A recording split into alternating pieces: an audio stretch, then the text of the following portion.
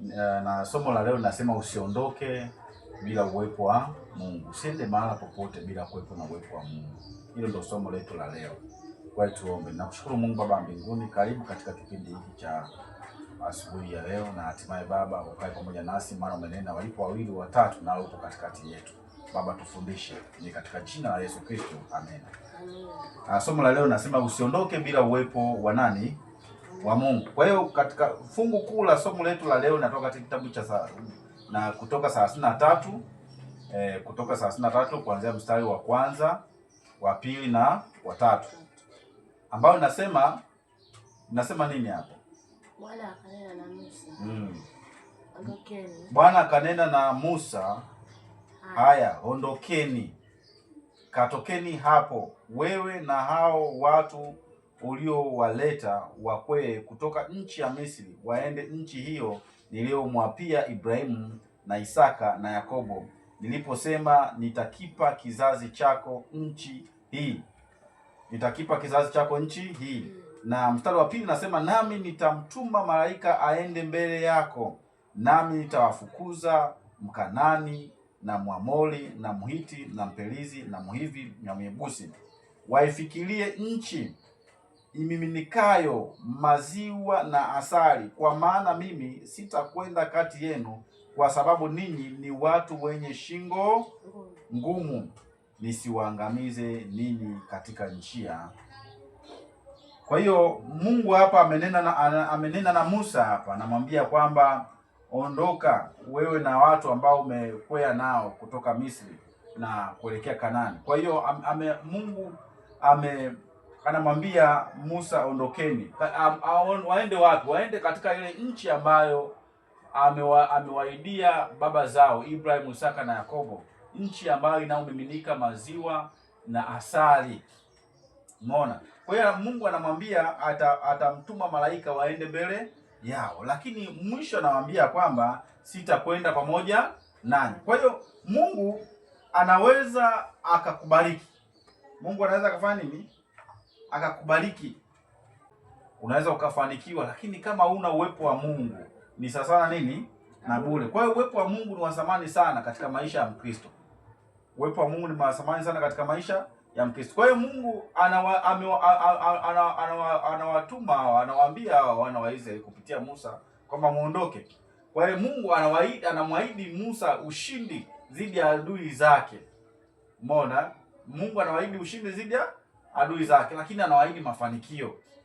Umeona? Kwamba nitawapatia nchi ambayo ina rutuba nzuri, nchi ambayo ni nzuri na hewa nzuri, nchi ambayo haina changamoto ya namna yoyote. Lakini Mungu anawaambia kwamba sitaambatana nini na nyinyi, licha ya kuwa amewaahidi kwamba kuwashindia, lakini anasema sitaambatana na nyinyi. Tunaona hapa Musa alitambua uwepo wa Mungu ni wa thamani sana katika safari yao ya maisha ya kuelekea kule.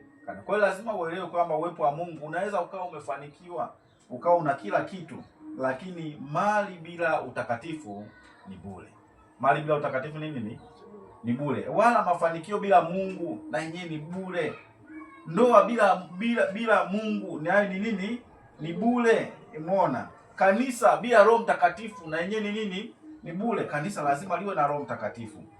Safari ya Mkristo lazima iambatane na Mungu mwenyewe. Moja kumu sana, ni kipindi kigumu sana kwao. Ni kipindi ambacho kilikuwa ni kipindi cha mateso. Kipindi cha maumivu makubwa, maana wametoka kule wanakimbia adui zao. Umeona? Ilikuwa ni kipindi kigumu sana. Kwa hiyo Mungu anaweza kutoa baraka, lakini akakosa kabisa kufuatana na wewe. Yaani akakosa kabisa kufuatana na nini? Na wewe. Kwa nini? Kwa sababu ya mienendo yako mibaya, uovu. Umeona? Kwa hiyo mtu anaweza kujiuliza kwamba eti mbona yule amefanikiwa na kila kitu na nini, lakini uwepo wa Mungu hamna. Kwa nini? Na ili utambue kwamba uwepo wa Mungu pale hamna, unaona sasa katika ile familia magonjwa kila siku, migogoro kila siku, changamoto haziishi, una kila kitu, lakini watoto wako hawaendi shule, na hata wakienda shule hawafanyi vizuri darasani. Kwa nini? Kwa sababu hakuna uwepo wa Mungu hapo. Mungu anaweza akakupatia kila kitu, lakini asiambatane na wewe. Bwana Yesu asifiwe. Mungu anaweza kupatia kila kitu lakini asifanye nini? Asiambatane na wewe. Mungu anaweza kupatia kila kitu lakini asifanye nini? Asiambatane na wewe. Kwa hiyo tuangalie katika kitabu cha Mathayo 7:22. Neno la Mungu linasemaje hapo? Mathayo 7:22. Kitabu cha Mathayo kabisa, kitabu cha kwanza kabisa katika Agano Jipya cha Mathayo. Kitabu cha kwanza kabisa katika Agano Jipya cha Mathayo. Tuone hapa Mathayo 7:22. Neno la Mungu linasema nini hapa mpaka 23. Inasema kwamba wengi wataniambia siku ile, Bwana, Bwana, hatukufanya unabii kwa jina lako, na kwa jina lako kutoa pepo, na kwa jina lako kufanya miujiza mingi? Ndipo nitawaambia dhahiri, sikuwajua ninyi kamwe, ondokeni kwangu ninyi mtendao uovu. Kwa hiyo unaweza kukutana na mtumishi wa Mungu, tunaona kabisa mtumishi wa Mungu anafanya miujiza yote, anawaponya wagonjwa, anawaponya wenye shida mbalimbali na kuwapatia tumaini na kuwafundisha juu ya neno la Mungu, lakini yeye kumbe alishaachwa na Mungu siku nyingi. Kwa sababu ya nini? Kwa sababu ya uovu wake. Umeona? Basi kila asikiaye. Kwa hiyo hayo ndiyo maneno ambayo tunaona hata katika Ufunuo 3:1 kwamba na kwa malaika wa kanisa lililoko Sardi andika, haya ndiyo anenaye yeye aliye na hizo roho 7 za Mungu na zile nyota 7, na yajua matendo yako, ya kuwa una jina la kuwa hai, nawe umekufa. Na umefanya nini? Umekufa. Kumbe umekufa siku nyingi, lakini mambo yako yanaweza kawa yanaenda vizuri, kumbe umefanya nini?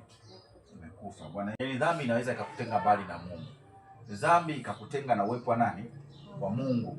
Dhambi ukawa una kila kitu, lakini dhambi ikakutenga na uwepo wa nani? Wa Mungu. Hii ni kitabu cha Isaya 59. Safari yako inahitaji Roho Mtakatifu, inahitaji uwepo wa Mungu, na baada ya hapo utaona namna ambavyo Mungu anavyotenda kazi pamoja na wewe.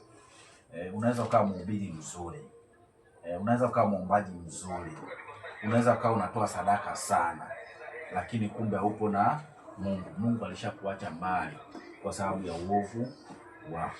Na ndio maana neno hili Mungu anamwambia Musa, anamwambia wana wa Israeli, muende mpaka katika nchi ambayo nimewaidia, nchi ambayo nimewaidia yenye inayomiminika asali na maziwa.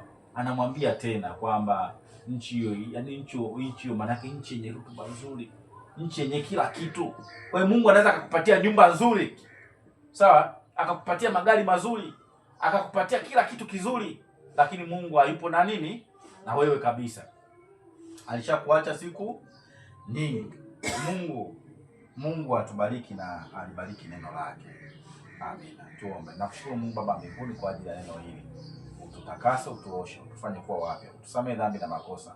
Katika jina la Yesu Kristo. Baba, ruhusu uwepo wako uwe pamoja nasi siku zote za maisha yetu. Kila hatua tunayopiga katika maisha, Baba, ikawe pamoja nawe. Usituache, bila wewe hatuwezi. Katika jina la Yesu Kristo. Amen. Mungu akubariki.